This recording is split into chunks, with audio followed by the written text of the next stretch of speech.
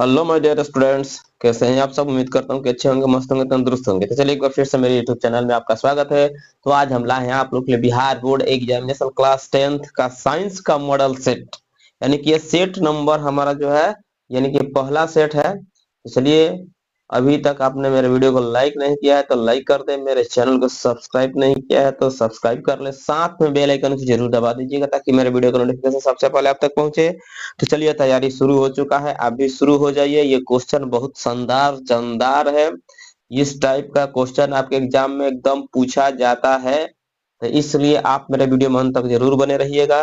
चलिए शुरू करते हैं सबसे पहला प्रश्न। और प्रश्न शुरू करने से पहले अगर आपको जिस प्रश्न का आंसर पता हो उसका आंसर आप कमेंट बॉक्स में जरूर बताइएगा।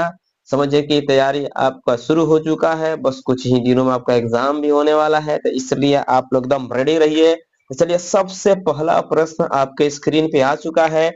आप इस प्रश्न का आंसर कमेंट बॉक्स में जरूर बताइएगा। तो चलिए, सबसे पहला प्रश्न क्या कहता है।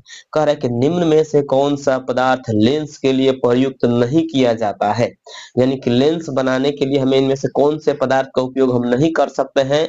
चलिए, आपका ऑप्शन ए है जल, बी है कांच, सी है प्लास्टिक और डी है मिट्टी। इसलिए आपका जो राइट आंसर है वो हो जाएगा मिट्टी, यानी कि option D is the right answer. मिट्टी से हम लेंस नहीं बना सकते हैं। अगला प्रश्न आपके आ चुका है स्क्रीन पे 2 नंबर। तो 2 नंबर प्रश्न कह रहा है कि निर्गत किरण और अभिलंब के बीच के कोण को कहते हैं। निर्गत किरण और अभिलंब के बीच के जो कोण होता है इसको हम क्या कहते हैं। आपका ऑप्शन ए है आपतन कोण, बी है प्रवर्तन कोण, सी है निर्गत कोण, डी है इनमें से कोई नहीं। चलिए, आपका जो राइट आंसर है वो हो जाएगा निर्गत कोण। Option C is the right answer. Next question की तरफ बढ़िए। आपका अगला प्रश्न ये बहुत इंपॉर्टेंट प्रश्न है और ये जो सेट है बहुत ही जबरदस्त है, तगड़ा है। चलिए, अगला प्रश्न आपके स्क्रीन पे आ चुका है 3 नंबर। किसी माध्यम में अपवर्तनांक का मान होता है। किसी माध्यम में अपवर्तनांक का मान होता है। आपका ऑप्शन ए है sine I by sine R, option B है sine R by sine I, और ऑप्शन सी है sine I into sine R, और डी है सभी उत्तर सही हैं। चलिए, आपका जो राइट आंसर हो जाएगा वो हो जाएगा sine I by sine R. Option A हमारा सही जवाब हो जाएगा। स्नेल का नियम भी आपको पता होगा कि sine I by sine R द्वारा निर्दिष्ट किया जाता है। नेक्स्ट क्वेश्चन आपके स्क्रीन पे 4 नंबर जो प्रश्न होकर सामान्य दृष्टि के वयस्क के लिए सुस्पष्ट दर्शन की न्यूनतम दूरी होती है। यानी कहने का मतलब ये है कि स्पष्ट दृष्टि की जो न्यूनतम दूरी होती है वो कितना होता है। आपका ऑप्शन ए है 25 मीटर, बी है 2.5 सेमी, सी है 25 सेंटीमीटर और डी है 2.5 मीटर यानी कि 2.5 मीटर। स्पष्ट दृष्टि की न्यूनतम दूरी जो है वो कितना होता है आप कमेंट बॉक्स में जरूर बताइएगा। चलिए, इसका जो राइट आंसर है वो हो जाएगा 25 सेमी। ऑप्शन नंबर सी हमारा सही जवाब होगा। ध्यान रखना है 25 मीटर भी दिया रहता है ऑप्शन में, दिया भी है, यहाँ पे कंफ्यूजन में नहीं पड़ना है। आंसर हमारा हो जाएगा 25 सेमी। नेक्स्ट क्वेश्चन आ गया आपके स्क्रीन पे। क्वेश्चन कह रहा है कि दूरदृष्टि वाली आंखें साफ साफ देख सकती है। दूरदृष्टि वाली आंखें साफ साफ देख सकती है। आपका ऑप्शन ए है दूर की वस्तुओं को, बी है निकट की वस्तुओं को, और आपका जो ऑप्शन सी है वो बड़ी वस्तुओं को, डी है इनमें से कोई नहीं। तो चलिए, इस पर हम थोड़ा सा चर्चा करेंगे। दूर की वस्तु यानी कि दूरदृष्टि दोष जिस देश में होगा वो निकट के वस्तु को नहीं देख सकती है, ध्यान रखना है। और जिसमें निकट दृष्टि दोष होगा वह दूर की वस्तु को नहीं देख सकती है।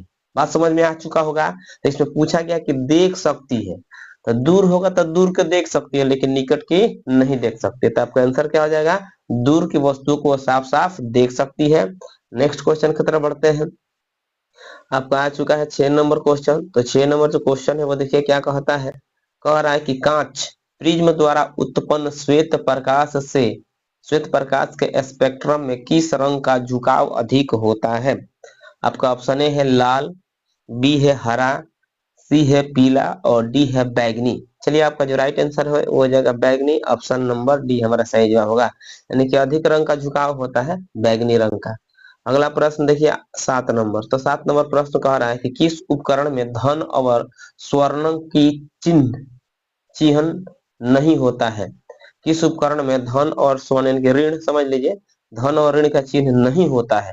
आपका ऑप्शन है एम्पियर में, बी है वोल्ट मीटर में, सी है कुंडली में, डी है विद्युत सेल में। इसलिए आपका जो राइट आंसर है वो हो जाएगा कुंडली में, यानी कि ऑप्शन सी हमारा सही जवाब होगा। अगला प्रश्न आ चुका है आपके स्क्रीन पे। अगला प्रश्न कह रहा है 8 नंबर कि 10 ओम और 20 ओम के दो प्रतिरोधों को श्रेणी क्रम में जोड़ने पर समतुल्य प्रतिरोध होगा। यहाँ पे प्रतिरोध का मान दिया है, ये अंकित प्रश्न हो सकता है, ठीक है। तो इसका आपको श्रेणी क्रम का फॉर्मूला मालूम होना चाहिए। आर इक्वल टू क्या होता है, R1 प्लस R2, ठीक है। तो आर के जगह पे आप देख सकते हैं कितना दिया है, मान लेते हैं R1 10 है, R2 कितना है 20, दोनों को जोड़ देंगे तो 30 ओम हमारा क्या हो जाएगा, राइट आंसर हो जाएगा। तो देख लीजिए आंसर आपको कहाँ पे दिख रहा है, तो ऑप्शन नंबर सी हमारा क्या हो जाएगा, राइट आंसर हो जाएगा। श्रेणी क्रम है, समांतर क्रम होगा तो R equal to 1/R1 plus R2 का प्रयोग करना पड़ेगा, ठीक है। नेक्स्ट क्वेश्चन देखिए आपके स्क्रीन पे आ चुका है 9 नंबर। तो 9 नंबर जो क्वेश्चन है वो कह रहा है कि 12 वोल्ट विभवांतर के दो बिंदुओं के बीच 2 कूलम आवेश को ले जाने में किया गया कार्य किए जाने वाला कार्य किया जाता है, यानी कितना कार्य करना पड़ता है। क्वेश्चन आप ध्यान से समझ लीजिएगा एक बार। निकाल कि 12 वोल्ट विभवांतर के दो बिंदुओं के बीच 2 कूलम आवेश को ले जाने में मतलब कितना कार्य किया जाता है। तो आपका ऑप्शन दिया है 6 जूल, बी है 12 जूल और सी है 14 जूल और डी है 10 जूल। चलिए तो आपका इसमें राइट आंसर क्या हो जाएगा, यानी कि देखिए 12 वोल्ट विभवांतर है और कूलम यानी कि आवेश का मान दिया हुआ है, यानी कि 12 गुने 2 कर लेंगे तो हमारा क्या निकलेगा, कार्य निकल जाएगा। तो 12 दूनी के 24, आपका डी आंसर परफेक्ट हो जाएगा। आगे बढ़ते हैं, अगला प्रश्न 10 नंबर।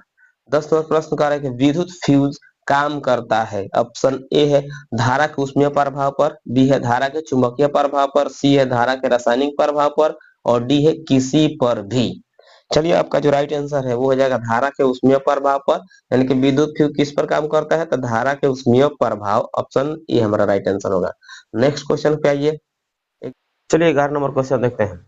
तो 11 नंबर क्वेश्चन कह रहा है कि यदि किसी नरम लोहे को धारावाहिक कुंडली के गर्भ में रख दिया जाए तो क्या बनता है।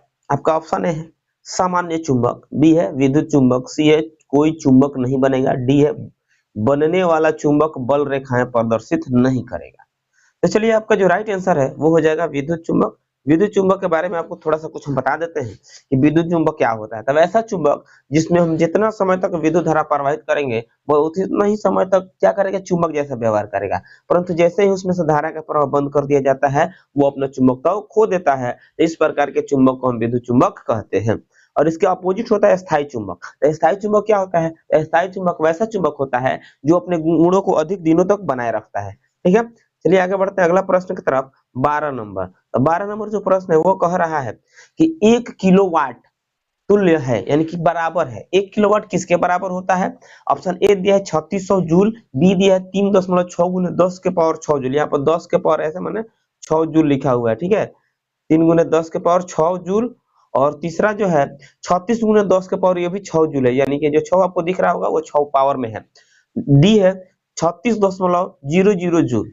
चलिए आपका जो राइट आंसर है वो हो जाएगा 3.6 गुने 10 के पावर 6 जूल, यानी कि 3 गुने 10 सॉरी हो जाएगा आपका 3.6 गुने 10 के पावर 6 जूल 1 किलोवाट बराबर, यानी 1 किलोवाट घंटा बराबर होता है 3.6 गुने 10 के पावर 6 जूल, यानी कि ऑप्शन बी वाला आपका राइट आंसर हो जाएगा। नेक्स्ट क्वेश्चन की तरफ बढ़ते हैं। तो आपका नेक्स्ट प्रश्न आ चुका है 13 नंबर। तो 13 नंबर जो क्वेश्चन होगा कि नाभिकीय ऊर्जा प्राप्त करने हेतु आवश्यक है, यानी इनमें से किसके द्वारा हम नाभिकीय ऊर्जा को प्राप्त कर सकते हैं। तो आपका ऑप्शन ए है सिलिकॉन, बी है क्रोमियम, सी है यूरेनियम और डी है एल्यूमिनियम। तो चलिए आपका जो राइट आंसर है वो हो जाएगा यूरेनियम, ऑप्शन नंबर सी हमारा परफेक्ट आंसर हो जाएगा। अगला प्रश्न देखिए 14 नंबर। तो 14 नंबर प्रश्न आपका क्या कहता है आप देख सकते हैं। तो 14 नंबर जो प्रश्न है वो कह रहा है कि जल से होकर विद्युत धारा प्रवाहित करने पर जल का अपघटन होता है, H2 और O2 मुक्त होता है। तो H और यानी H मतलब हाइड्रोजन और ऑक्सीजन के आयनों का अनुपात क्या होगा। आपका ऑप्शन ए है 1:2, बी है 1:3, सी है 2:1 और डी है 1:1। तो चलिए इसमें आपको जो राइट आंसर है वो हो जाएगा 2:1, ऑप्शन नंबर हमारा सी सही हो जाएगा। अगला प्रश्न है 15 नंबर। तो 15 नंबर प्रश्न देखिए क्या कहता है, कि भोजन का पाचन तथा पकना किस प्रकार की अभिक्रिया है। आपका ऑप्शन ए है अपचयन अभिक्रिया, बी है ऊष्मक्षेपी अभिक्रिया, सी है उपचयन अभिक्रिया और डी है विघटन अभिक्रिया। चलिए आपका जो राइट आंसर है वो हो जाएगा उपचयन अभिक्रिया, ऑप्शन नंबर सी हमारा सही हो जाएगा। आपका अगला प्रश्न आ चुका है आपके स्क्रीन पे 16 नंबर। तो 16 नंबर प्रश्न देखिए क्या कहता है। 16 नंबर प्रश्न का रासायनिक समीकरण Fe+H2O एरो Fe3OH4+H2O को संतुलित करने पर जल के अणुओं की संख्या क्या होगी। यानी इस समीकरण को जब हम संतुलित करेंगे तो वहां पे जो जल है उसमें जो अणुओं है अणुओं की संख्या क्या होगी। आपका ऑप्शन ए है 1 हो जाएगी, 2 हो जाएगा, 4 हो जाएगा या 3 हो जाएगा। तो चलिए आपका जो राइट आंसर है वो हो जाएगा 4, यानी ऑप्शन नंबर सी हमारा सही जवाब होगा। अगला प्रश्न है आपके स्क्रीन पे 17 नंबर। तो जो 17 नंबर प्रश्न है वो देखिए क्या कहता है। कारण कि सोडियम क्लोराइड के जलीय घोल से विद्युत धारा प्रवाहित करने पर यह वियोजित होकर सोडियम हाइड्रोक्साइड बनाता है, तो इस प्रक्रिया को हम क्या कहा जाता है। आपका ऑप्शन ए है विद्युत विच्छेदन, बी है विद्युत अपघटन, सी है द्विविस्थापन और डी है क्लोरो क्षार प्रक्रिया। चलिए आपका जो राइट आंसर है वो हो जाएगा क्लोरो क्षार प्रक्रिया, ऑप्शन नंबर हमारा D is the right answer हो जाएगा। अगला प्रश्न आपके सामने आ चुका है। अगला प्रश्न आपका 18 नंबर क्वेश्चन है। 18 नंबर जो क्वेश्चन वो देखिए क्या कहता है। 18 नंबर क्वेश्चन कह रहा है कि चीनी का आणविक शब्द क्या है। आपका ऑप्शन यानी कि सूत्र बताना हमको। ऑप्शन दिया है CH3COOH, बी है C6H12O6, सी है C12H22O11 और डी है CH3CHO। यानी ये जो आपको लिखा हुआ है ऐसा लिखा है CH3 ऐसे नीचे 3 है और COOH है, ठीक है। इस तरह सभी लिखा हुआ है, यहाँ पर 6 लिखा है तो ये लिखा है C6 ऐसे नीचे है, ठीक है। H12 नीचे है, फिर उसके बाद O6 है। तो ऐसे ही सारा का सारा फॉर्मूला यहाँ पे लिखा हुआ है। तो हमें चीनी का आणविक सूत्र बताना है। तो जो चीनी का आणविक सूत्र होता है वो होता है C12H22O11, यानी कि ऑप्शन नंबर सी हमारा क्या हो जाएगा परफेक्ट आंसर हो जाएगा। अगला प्रश्न आते हैं 19 नंबर। तो 19 नंबर जो प्रश्न है आप देख सकते हैं क्या कह रहा है कि हमारा शरीर किस पीएच परास के अंदर कार्य करता है। आपका ऑप्शन ए है 0 से 6, बी है 6 से 9 और सी है 9 से 11 और डी है 7 से 7.5। चलिए आपका जो राइट आंसर है वो हो जाएगा 7 से 7.8, यानी कि option number D is the right answer. Next question की तरफ बढ़िए 20 नंबर। तो 20 नंबर क्वेश्चन देखिए क्या कहता है। निम्नलिखित में से किसे चाकू से काटा जा सकता है। आपका ऑप्शन ए है लिथियम, बी है कैल्शियम, सी है कॉपर और डी है आयरन।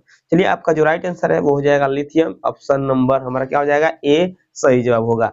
अगला प्रश्न आता है 21 नंबर। तो 21 नंबर जो प्रश्न है वो देखिए क्या कहता है। कह रहा है कि निम्न में से कौन आयनिक यौगिक है। आपका ऑप्शन है ऑप्शन ए है CH4, बी है CO2, सी है CaCl2 और डी है NH3। चलिए आपका जो राइट आंसर है वो हो जाएगा हमारा CaCl2, ऑप्शन नंबर सी हमारा सही जवाब हो जाएगा। अगला प्रश्न देखिए आपके स्क्रीन पे देखते हैं। 22 नंबर क्वेश्चन कह रहा है कि निम्नलिखित में से कौन उपधातु है। यहाँ पर उपधातु लिखा हुआ है, ध्यान रखिएगा। निम्नलिखित में से कौन उपधातु है हमें इसकी पहचान करना है, ठीक है। तो चलिए आपका ऑप्शन ए है Fe, ऑप्शन बी है Cu और ऑप्शन सी है Ni और डी है Sb। चलिए आपका जो राइट आंसर है वो हो जाएगा Sb, यानी कि ऑप्शन नंबर डी ये क्या है उपधातु है, ठीक है। चलिए आगे बढ़ते हैं। अगला प्रश्न 23 नंबर। तो 23 नंबर जो प्रश्न है वो कह रहा है कि प्रथम कार्बनिक यौगिक यूरिया का संश्लेषण किसने किया था। आपका ऑप्शन ए है कोल्ब ने, बी है बोहर ने, सी है बर्जिलियस ने और डी है कोई नहीं। चलिए आपका जो राइट आंसर है वो हमारा हो जाएगा बोहर, यानी कि ऑप्शन बी हमारा सही जवाब हो जाएगा। नेक्स्ट क्वेश्चन की तरफ बढ़ते हैं। आपका अगला प्रश्न आ गया आपके स्क्रीन पे। अगला प्रश्न है 24 नंबर। तो 24 नंबर प्रश्न कह रहा है कि कैल्शियम कार्बाइड जल के साथ अभिक्रिया कर देता है। ऑप्शन ए है मीथेन, बी है इथेन, सी है एथिन और डी है एथाइन। चलिए आपका जो राइट आंसर है वो हो जाएगा एथाइन, ऑप्शन नंबर डी हमारा राइट आंसर हो जाएगा। अगला प्रश्न देखिए 25 नंबर। तो 25 नंबर प्रश्न कह रहा है कि निम्नलिखित में कौन सा समवायी है। ऑप्शन ए है C2H6 C6H6, बी है C5H10 और C2H12, ऑप्शन सी है C2H5OH और CH3OCH3 और जो आपका ऑप्शन डी है वो है CH4 और C2H6। चलिए इसमें पूछा गया है समवायी। चलिए आपका इसमें जो राइट आंसर है वो हो जाएगा C2H5OH और CH3OHCH3, यानी कि ऑप्शन हमारा सी सही जवाब होगा। अगला प्रश्न देखते हैं 26 नंबर। तो 26 नंबर प्रश्न कहता है कि वर्ग आई के तत्व कहलाते हैं, यानी कि वर्ग आई के तत्व क्या कहलाते हैं। आपका ऑप्शन ए है संक्रामक तत्व, बी है क्षार क्षार धातुएं, सी है क्षारीय मृदा और डी है लेंथेनाइट्स। चलिए आपका जो राइट आंसर है वो हो जाएगा क्षार धातुएं, ऑप्शन नंबर बी हमारा सही जवाब हो जाएगा। 27 नंबर प्रश्न देखिए क्या कहता है। तो 27 नंबर जो प्रश्न है वो कह रहा है कि पौधों में श्वसन क्रिया के अंतर्गत एडीपी के टूटने से कितनी ऊर्जा मुक्त होती है। आपका ऑप्शन ए है 30.5 किलो जूल पर मोल, बी है 305 किलो जूल पर मोल, सी है 3.5 किलो जूल पर मोल और डी है इनमें से कोई नहीं। चलिए आपका जो राइट आंसर है वो हो जाएगा 30.5 किलो जूल पर मोल, यानी कि ऑप्शन ए हमारा सही जवाब हो जाएगा। आपका अगला प्रश्न है 28 नंबर। तो 28 नंबर प्रश्न देखिए क्या कहता है। 28 नंबर प्रश्न हमारा कह रहा है पादप में जाइलम उत्तरदायी है। आपका ऑप्शन ए है जल का वाहन, बी है भोजन का वाहन, सी है एमिनो अम्ल का वाहन और डी है ऑक्सीजन का वाहन। चलिए आपका जो राइट आंसर है वो हो जाएगा जल का वाहन, ऑप्शन नंबर ए हमारा सही हो जाएगा। नेक्स्ट क्वेश्चन की तरफ बढ़ते हैं। नेक्स्ट क्वेश्चन हमारा 29 नंबर कहता है खुला परिसंचरण तंत्र किसमें पाया जाता है। आपका ऑप्शन ए है मनुष्य में, बी है कॉकरोच में, सी है घोड़ा में और डी है ऊंट में। चलिए आपका जो राइट आंसर है वो हो जाएगा कॉकरोच, ऑप्शन नंबर बी हमारा सही हो जाएगा। अगला प्रश्न है 30 नंबर। तो 30 नंबर प्रश्न देखिए आपका क्या कहता है। तो 30 नंबर प्रश्न कह रहा है कि प्रतिवर्त क्रिया क्या है। आपका ऑप्शन ए है लार आना, बी है रक्तदान, सी है हृदय गति और डी है सभी। तो चलिए आपका इसमें जो राइट आंसर है वो हो जाएगा सभी, यानी कि सभी क्या है परिवर्त प्रक्रिया है। चलिए आगे बढ़ते हैं नेक्स्ट क्वेश्चन की तरफ। और नेक्स्ट क्वेश्चन 31 नंबर क्वेश्चन कोमल मस्तिष्क सुरक्षित कर रहता है। कोमल मस्तिष्क सुरक्षित रहता है। आपका ऑप्शन ए है मस्तिष्क गुहा में, बी है सेरिब्रम में, सी है सेरिबेलम में और डी है कोई नहीं। चलिए आपका जो राइट आंसर है वो हो जाएगा मस्तिष्क गुहा में कोमल मस्तिष्क क्या रहता है सुरक्षित रहता है, सेफ रहता है। नेक्स्ट क्वेश्चन की तरफ बढ़ते हैं 32 नंबर। नेक्स्ट क्वेश्चन कह रहे कि मानव शरीर में सबसे लंबी कोशिका कौन है।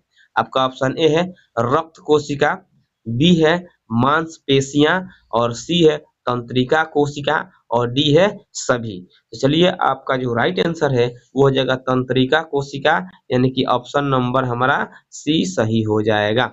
नेक्स्ट क्वेश्चन की तरफ बढ़ते हैं 33 नंबर। तो 33 नंबर क्वेश्चन देखिए क्या कहता है। कह रहा मुकुलन द्वारा प्रजनन किसमें होता है। आपका ऑप्शन ए है अमीबा में, बी है ईस्ट में, सी है मलेरिया परजीवी में, डी है पैरामीशियम में। चलिए आपका जो सही जवाब है वो हो जाएगा ईस्ट में, यानी कि ऑप्शन बी हमारा सही जवाब हो जाएगा।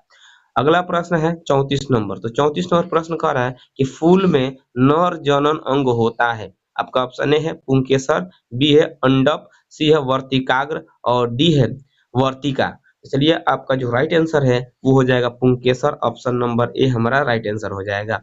नेक्स्ट क्वेश्चन की तरफ बढ़िए। Next question 35 number.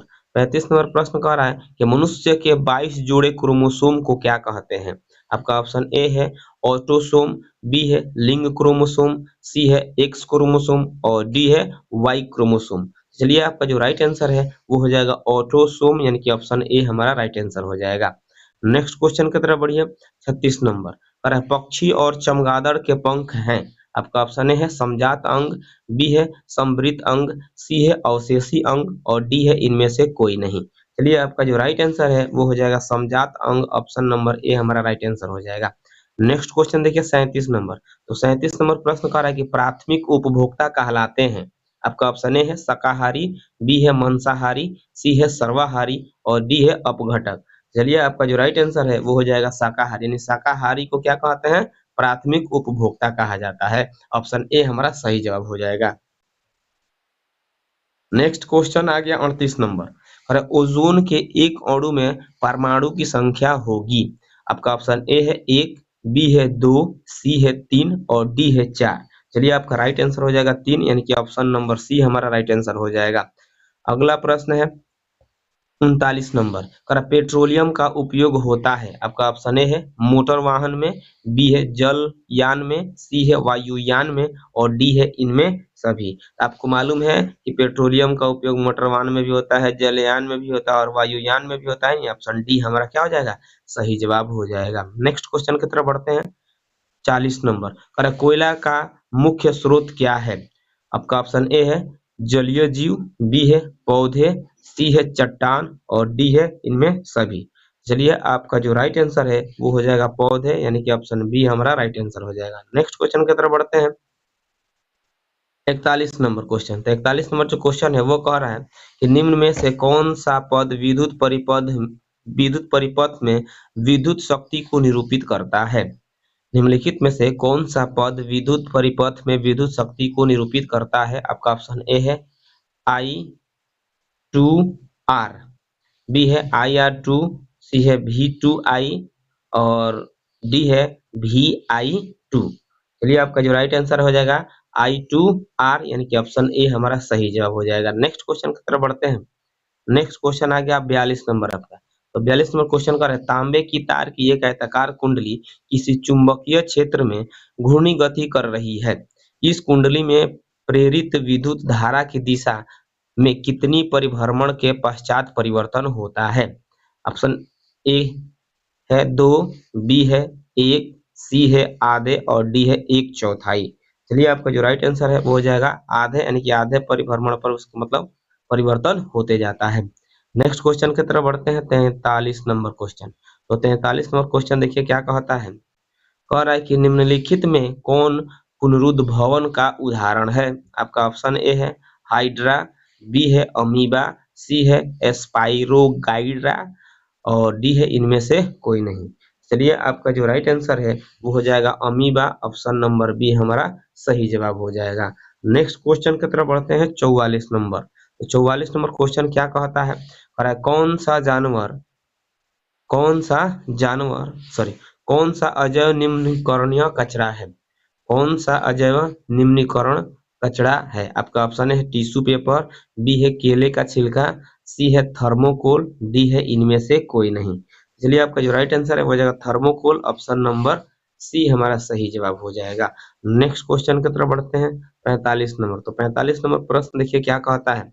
टिंडल प्रभाव प्रकाश की कौन सी परिघटना को प्रदर्शित करता है। आपका ऑप्शन ए है प्रकाश का परिवर्तन, बी है प्रकाश का अपवर्तन, सी है प्रकाश का विक्षेपण और डी है प्रकाश का प्रकीर्णन। चलिए आपका जो राइट आंसर है वो हो जाएगा प्रकाश का प्रकीर्णन, ऑप्शन डी हमारा राइट आंसर हो जाएगा। 46 नंबर क्वेश्चन देखिए। 46वां क्वेश्चन कर रहा है पुष्प का नर जननांग कहलाता है। आपका ऑप्शन ए है पुंकेसर, बी है जायांग, सी है पंखुड़ी, डी है इनमें से कोई नहीं। चलिए आपका जो राइट आंसर है वो हमारा हो जाएगा पुंकेसर, यानी कि ऑप्शन ए हमारा राइट आंसर हो जाएगा। नेक्स्ट क्वेश्चन की तरफ बढ़ते हैं 47 नंबर। कह रहा है कि विरंजक चूर्ण का रासायनिक सूत्र है। आपका ऑप्शन ए है CHOH2, बी है CaOCl2, सी है CaCO3 और ऑप्शन डी है CaHCO3 और उसका होल 2। चलिए आपका जो राइट आंसर है वो हो जाएगा CaOCl2, ऑप्शन बी वाला हमारा क्या हो जाएगा, राइट आंसर हो जाएगा। यही विरंजक चूर्ण का रासायनिक सूत्र होता है, आपको याद रखना पड़ेगा।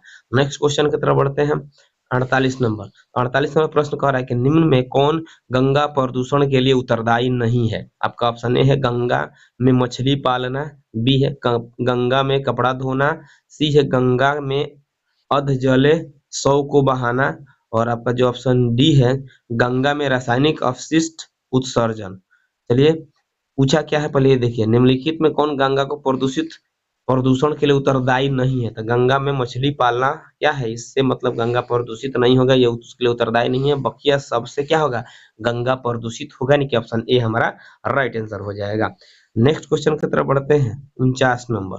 तो 49 नंबर क्वेश्चन देखिए आपके स्क्रीन पे आ चुका है। चाहे तो आप कमेंट बॉक्स में आंसर बता दीजिएगा। वीडियो अच्छा लगा तो लाइक जरूर कीजिएगा और अभी तक अपने चैनल को सब्सक्राइब नहीं किया तो सब्सक्राइब कर लीजिएगा। चलिए 49 नंबर क्वेश्चन, दांतों को साफ करने के लिए दंत मंजन प्रायः होता है। आपका ऑप्शन ए है क्षारीय, बी है अम्लीय, सी है लवण युक्त और डी है इनमें से कोई नहीं।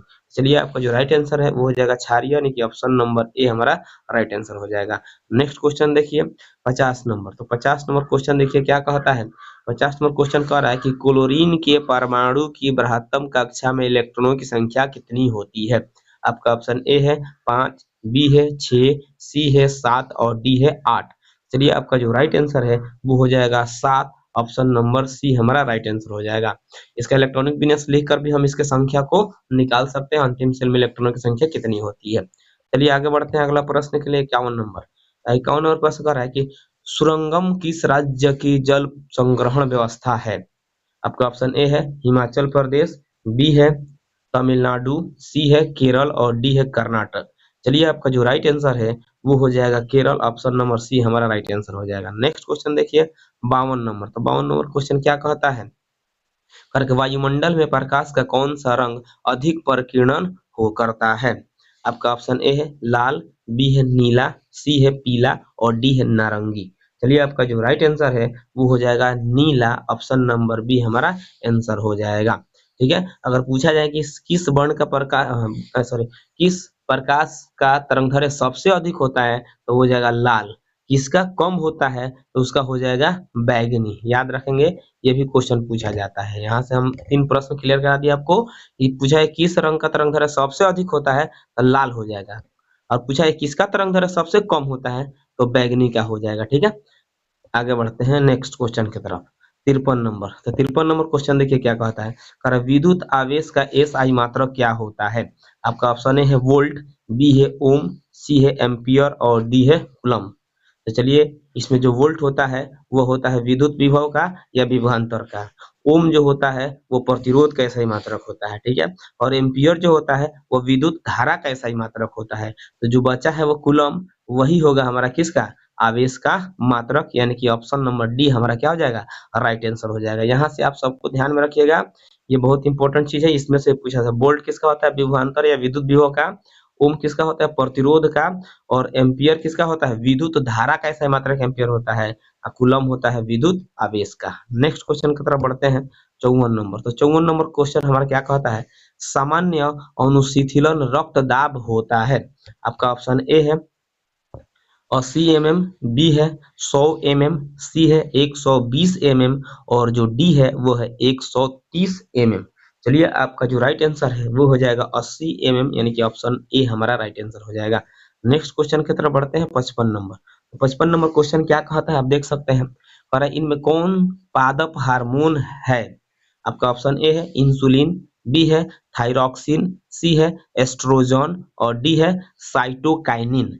चलिए आपका जो राइट आंसर है वो हो जाएगा साइटोकाइनिन, ऑप्शन डी हमारा राइट आंसर हो जाएगा। नेक्स्ट क्वेश्चन देखिए 56 नंबर। 56 नंबर क्वेश्चन कह रहा है कि चालक का प्रतिरोध निर्भर नहीं करता है।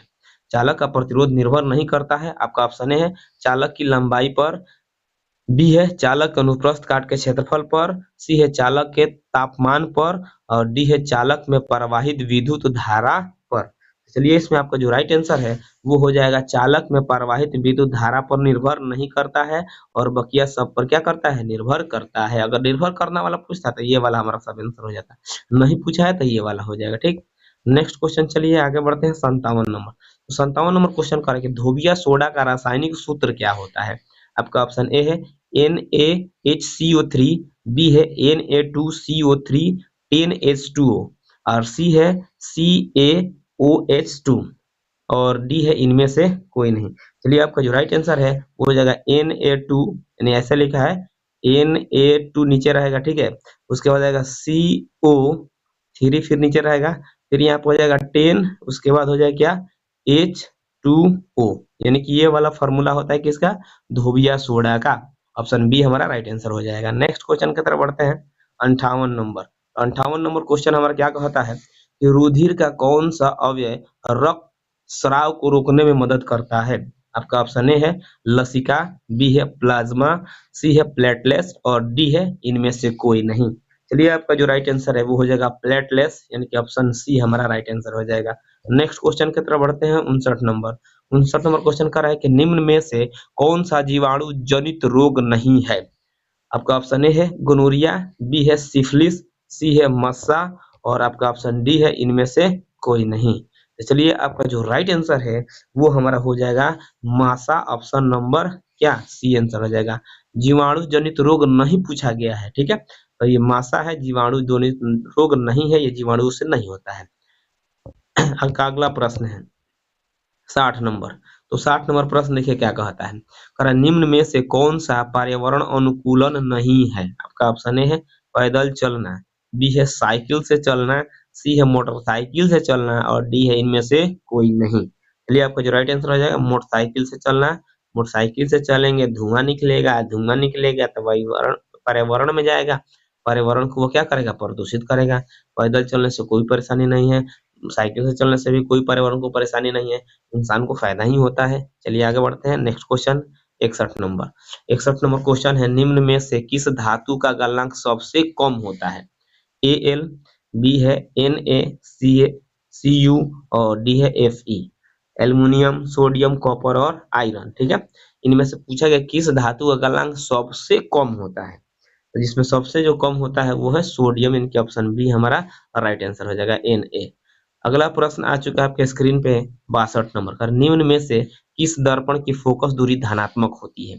आपका ऑप्शन ए है समतल दर्पण, बी है उत्तल दर्पण, सी है समतल दर्पण, बी है उत्तल लेंस, सी है अवतल दर्पण, डी है इनमें सभी। चलिए आपका जो राइट आंसर है यहाँ पर दर्पण रहेगा, ठीक है, आप इसको थोड़ा मैनेज कर लीजिए, उत्तल दर्पण, ठीक है।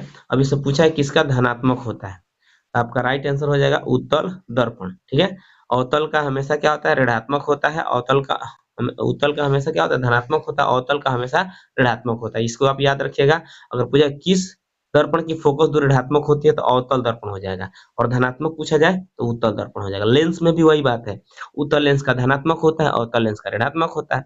नेक्स्ट क्वेश्चन चलिए 53 नंबर क्वेश्चन कह रहा है कि निम्न में से कौन सा उप धातु है। आपका ऑप्शन ए है Zn, बी है Ca और सी है Ge और डी है सी। चलिए आपका जो राइट आंसर है वो हो जाएगा यानी कि Ge germanium, option number C हमारा राइट आंसर होगा। नेक्स्ट क्वेश्चन की तरफ बढ़ते हैं 64 नंबर। तो 64 नंबर क्वेश्चन कह रहा है कि कौन अधातु कमरे के ताप पर तरल अवस्था में पाया जाता है। आपका ऑप्शन ए है मरकरी, जिसको हम पारा भी कहते हैं, बी है ब्रोमीन, सी है सल्फर और डी है सोडियम। तो चलिए आपका जो राइट आंसर है वो हो जाएगा हमारा ब्रोमीन, यानी कि ऑप्शन नंबर बी हमारा राइट आंसर है। और धातु के बाद कहा है, ठीक है, अगर वही धातु कहा होता तो क्या होता मरकरी हो जाता, ठीक है, याद रखेंगे। अधातु और धातु में अंतर हो जाएगा, ठीक। और धातु पूछा है तो ब्रोमीन, धातु पूछेगा तो पारा, और पूछे किस धातु को मतलब किरोसिन में डुबा कर रखा जाता है तो वो हमारा हो जाएगा सोडियम। सोडियम धातु को किरोसिन में डुबा कर रखा जाता है। इससे एक सवाल और भी पूछा जाता है, कौन ऐसा धातु जिसे चाकू से काटा जा सकता है, तो भी क्या हो जाएगा सोडियम होगा। नहीं, सोडियम धातु को चाकू से काटा जा सकता है, और सोडियम धातु से इंपॉर्टेंट क्वेश्चन ये होता है कि सोडियम को किरोसिन में डुबा कर रखा भी जाता है, ठीक है। नेक्स्ट क्वेश्चन की तरफ बढ़ते हैं 65 नंबर। तो 65 नंबर क्वेश्चन कह रहा है कि निम्न में से कौन सा स्वच्छ ऊर्जा स्रोत है। आइए देखते हैं ऑप्शन।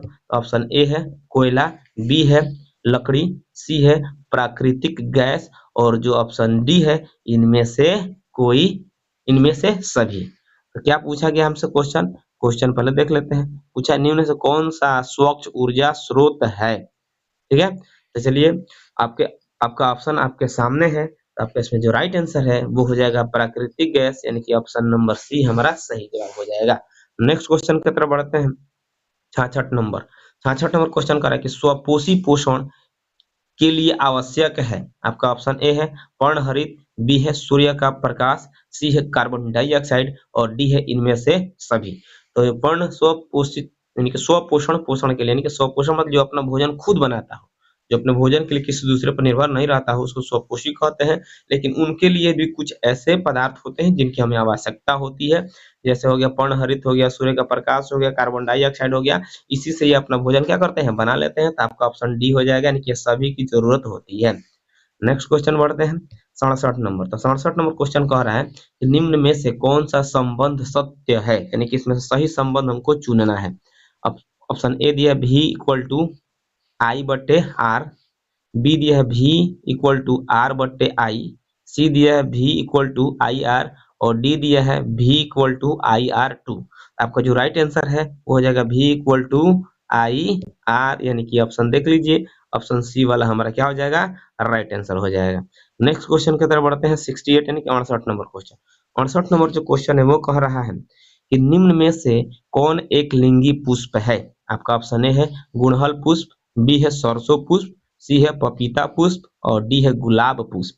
चलिए आपका जो राइट आंसर हो जाएगा पपीता का पुष्प एक लिंगी पुष्प होता है, ऑप्शन सी हमारा राइट आंसर हो जाएगा। नेक्स्ट क्वेश्चन चलते हैं 69 नंबर। 69 नंबर क्वेश्चन कह रहा है कि निम्न में से कौन एक उभयलिंगी जंतु है। आपका ऑप्शन ए है केंचुआ, बी है कुत्ता, सी है बिल्ली और डी है बकरी। चलिए आपका जो राइट आंसर है वो जाएगा केंचुआ, यानी ऑप्शन है ए हमारा राइट आंसर हो जाएगा। नेक्स्ट क्वेश्चन की तरफ बढ़ते हैं 70 नंबर। तो 70 नंबर क्वेश्चन कह रहा है कि पादपों में पाए जाने वाला बुद्धि हार्मोन निम्न में से कौन सा है। पादपों में पाए जाने वाला बुद्धि हार्मोन निम्न में से कौन सा है। आपका ऑप्शन है जिब्रेलिन, बी है एड्रीनेलिन, सी है इंसुलिन और आपका जो ऑप्शन डी है वो है थायरॉक्सिन। चलिए आपका जो राइट आंसर है वो हमारा हो जाएगा जिब्रेलिन, यानी कि ऑप्शन नंबर क्या हो जाएगा, ए हमारा राइट आंसर हो जाएगा। नेक्स्ट क्वेश्चन की तरफ बढ़ते हैं 71 नंबर क्वेश्चन। 71 नंबर क्वेश्चन कह रहा है कि कौन सा हाइड्रोकार्बन सबसे सरल यौगिक है। आपका ऑप्शन ए है मीथेन, बी है इथेन, सी है प्रोपेन और डी है ब्यूटेन। चलिए आपका जो राइट आंसर है वो हो जाएगा मीथेन, यानी कि ऑप्शन ए हमारा राइट आंसर हो जाएगा। नेक्स्ट क्वेश्चन की तरफ बढ़ते हैं 72 नंबर। 72 नंबर क्वेश्चन कह रहा है कि संगमरमर का रासायनिक सूत्र क्या है। आपका ऑप्शन ए है CaO, बी है CaOH2, सी है CaCO3 और डी है इनमें से कोई नहीं। चलिए आपका जो राइट आंसर है वो जाएगा CaCO3, यानी कि ऑप्शन नंबर सी हमारा क्या हो जाएगा, राइट आंसर हो जाएगा। संगमरमर का सूत्र क्या होता है, CaCO3, ऑप्शन नंबर सी हमारा राइट आंसर हो जाएगा। नेक्स्ट क्वेश्चन की तरफ बढ़ते हैं 73 नंबर। 73 नंबर क्वेश्चन कर रहा है किसी अंतरिक्ष यात्री को आकाश कैसा प्रतीत होता है। किसी अंतरिक्ष यात्री को आकाश कैसा प्रतीत होता है। आपका ऑप्शन ए है काला, बी है नीला, सी है लाल, डी है इनमें से कोई नहीं। चलिए आपका जो राइट आंसर है वो हो जाएगा काला, यानी कि ऑप्शन ए हमारा राइट आंसर हो जाएगा। पूछ देता है क्यों, तो क्योंकि वहां पर वायुमंडल नहीं होता है जिसके कारण वहां प्रकीर्णन नहीं हो पाता है, इसलिए अंतरिक्ष यात्री को आकाश क्या होता है, काला प्रतीत होता है। अगला प्रश्न है 74 नंबर। 74 नंबर प्रश्न कह रहा है कि मेरुरज्जु निकलता है। आपका ऑप्शन ए है प्रमस्तिष्क से, बी है अनुमस्तिष्क से, सी है पोन्स से और डी है मेडुला से। चलिए आपका जो राइट आंसर है वो हो जाएगा प्रमस्तिष्क, यानी कि ऑप्शन ए हमारा राइट आंसर हो जाएगा। नेक्स्ट क्वेश्चन की तरफ बढ़ते हैं 75 नंबर। तो 75 नंबर क्वेश्चन कहता है अति भारण के समय विद्युत परिपथ में विद्युत धारा का मान। ऑप्शन ए है बहुत कम हो जाता है, बी परिवर्तित नहीं होता है, सी बहुत अधिक बढ़ जाता है और डी इनमें से कोई नहीं। तो चलिए आपका जो राइट आंसर है वो हो जाएगा परिवर्तित नहीं होता है, यानी कि ऑप्शन नंबर क्या हो जाएगा, बी हमारा राइट आंसर हो जाएगा। यानी कि अति भारण के समय विद्युत परिपथ में क्या होता है, उसका मान परिवर्तित नहीं होता है, ऑप्शन बी हमारा राइट आंसर हो जाएगा। नेक्स्ट क्वेश्चन की तरफ बढ़ते हैं 76 नंबर। 76 नंबर क्वेश्चन कह रहा है किसी कोष में इलेक्ट्रॉनों की अधिकतम संख्या होती है। आपका ऑप्शन ए है N2, बी है 2N2, सी है 3N2 और डी है 4N2। चलिए आपका जो राइट आंसर है वो हो जाएगा 2N2, यानी कि ऑप्शन बी हमारा राइट आंसर हो जाएगा। नेक्स्ट क्वेश्चन देखते हैं 77 नंबर। तो 77 नंबर देखिए क्वेश्चन क्या कहता है, कह रहा है कि ओजोन परत किस हानिकारक विकिरण से पृथ्वी को सुरक्षा प्रदान करता है। आपका ऑप्शन ए है अवरक्त विकिरण, बी है तापीय विकिरण, सी है पराबैंगनी विकिरण, डी है इनमें से कोई नहीं। चलिए आपका जो राइट आंसर है वो हो जाएगा पराबैंगनी, ऑप्शन नंबर सी हमारा राइट आंसर हो जाएगा। नेक्स्ट क्वेश्चन चलिए 78 नंबर। 78 नंबर क्वेश्चन कह रहा है कि ऑक्सीजन के दो परमाणुओं के बीच कितने अबंध बनते हैं। आपका ऑप्शन ए है एक अबंध, बी है द्वि अबंध, सी है त्रि अबंध और डी है इनमें से कोई नहीं। चलिए आपका जो राइट आंसर है वो हो जाएगा द्वि अबंध, ऑप्शन बी हमारा राइट आंसर हो जाएगा। नेक्स्ट क्वेश्चन देखिए 79 नंबर यानी कि 79। क्या कहता है, क्वेश्चन कह रहा है कि हमारा शरीर किस पीएच परास के बीच कार्य करता है। आपका ऑप्शन ए है 4 से 4.8, बी है 5 से 5.8 यानी 5.0 दिया है तो 5 पढ़ सकते हैं। 6.0 से 6.8। डी है 7.0 से 7.8। चलिए आपका जो राइट आंसर है वो हो जाएगा 7.0 से 7.8। ऑप्शन डी हमारा राइट आंसर है। नेक्स्ट क्वेश्चन देखिए, 80 नंबर क्वेश्चन हमारा क्या कहता है। 80 नंबर क्वेश्चन कह रहा है कि नेत्र में प्रवेश करने वाली प्रकाश किरणों का अधिकांश भाग अपवर्तन कहाँ होता है। अधिकांश भाग का अपवर्तन कहाँ होता है। आपका ऑप्शन ए है कॉर्निया के बाहरी परत पर, बी है अभिनेत्र लेंस पर, सी है नेत्रोद में, और डी है दृष्टि पटल पर। चलिए आपका जो राइट आंसर है वो हो जाएगा कॉर्निया के बाहरी पृष्ठ पर, यानी कि ऑप्शन नंबर ए हमारा राइट आंसर हो जाएगा। तो चलिए ये था आज का हमारा सेट, यानी कि फर्स्ट सेट का 80 क्वेश्चन। तो चलिए कैसा लगा ये वीडियो। वीडियो अच्छा लगा हो तो लाइक कीजिए, कमेंट कीजिए। अपने अगर मेरे चैनल पर नए हैं तो मेरे चैनल को सब्सक्राइब कीजिए, और आपने कितना कमेंट बॉक्स में सही आंसर किया है उसको कमेंट बॉक्स में जरूर बताइएगा। और चलिए फिर मिलते हैं अगले वीडियो में अगले सेट के साथ। तब तक के लिए लेते हैं हम आपसे विदा। जय हिंद, जय भारत, जय बिहार।